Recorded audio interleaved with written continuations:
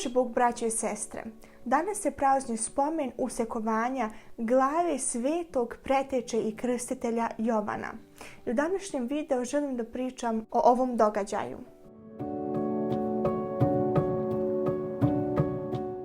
Počet ću da pričam o caru Irodu.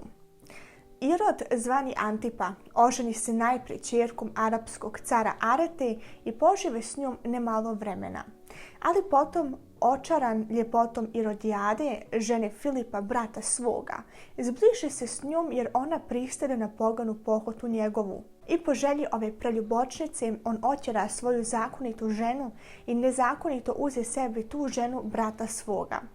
Kada Irod učini takvo bezakonje, sveti Jovan Krstitelj ne otrpe, nego pred licem svih izobličavaše Iroda kao preljubočnica i otmičara, koji je oteo ženu bratu svome. A Irod, ne trpeći izobličavanje, naradite Jovana baciše u tamnicu i okovaše. Irodijada pak naročito se srđaše na sveditelja i šćaše da ga odmah ubije, ali ne mogaše jer joj sam Irod branjaše. Irod znađaše Jovana da je čovjek pravedan i svet i ranije ga rado slušaše i pod njegovim riječima činješe mnogo dobra. Zato se i bojaše da ga preda na smrt. Bojao se Irod da narod ne ustane protiv njega i digne bunu, zato se ne osuđivaše da javno preda na smrt proroka i krstitelja, voljenog i poštovanog od sviju, već ga samo mučeše tamnicom.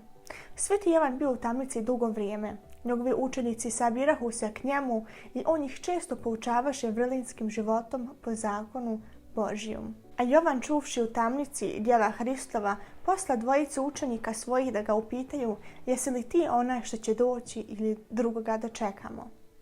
On slaže da pitaju ne zato što sam nije znao, nego on slaše učenike svoje ka Gospodu Hristu, da bi oni svojim očima vidjeli slavna čudesa koja on činješe, te da se konačno uvjere da je on taj koji je došao da spase rod ljudski. Nakon nekog vremena nastade dan Irodova rođenja, kada on po običaju priređivaše slavlje. U vrijeme te gospe, kći Irodijadina, igraše i ugodivši Irodu i gostima njegovim, zaista od Iroda po nagovoru svoje svirepe majke glavu svetog Jovana Krstitelja i dobije, jer se Irod zakle dati još to od zaište, makar to bilo i po carstva njegova. I tako preteče Hristos zbog izobličavanja Irodovo saživljenja sa Irodijadom bi posječen u tamnici i to u kasnu noć. Šta je dalje bilo sa glavom Jovanovom? Može se čitati pod 24. februarom kada se praznuje obretenje te česne glave. S praznikom. Amen.